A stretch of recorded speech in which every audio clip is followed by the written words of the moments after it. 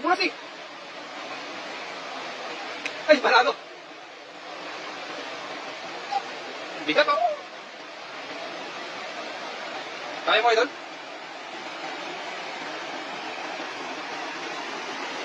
Galing oh. Dami, kahit nadapa ang ating kaibigan. Ay, nakuha mo yung ibang kulay idol, yung orange. Yung lagayin natin, lagayin sa tapat. Ay, wow, tawe! Ay, may buras eh. Ay, wow, ang laki eh.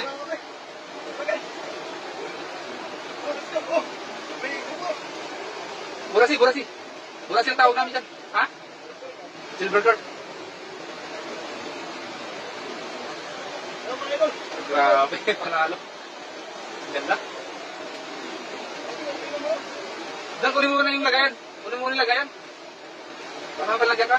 Ah, dyan na lang. Ah, sige, sige. Lalaki oh.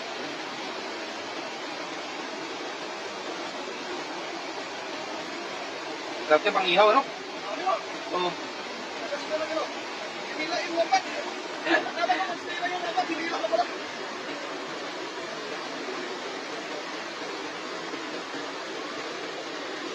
Idol, ito yung pinamugaran ng mga isda.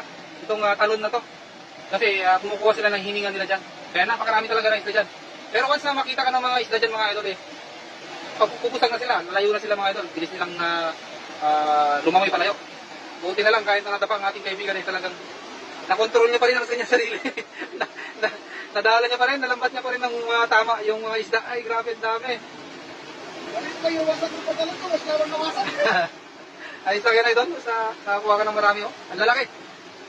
Piliin mo yung malaki idol, yung maliit, iyan oh, balik mo. Oo.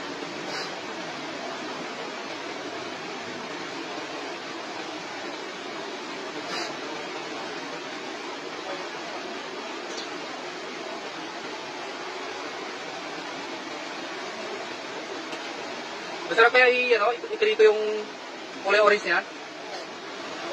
Sarap yan, no? Yun.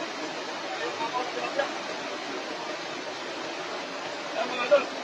Ito.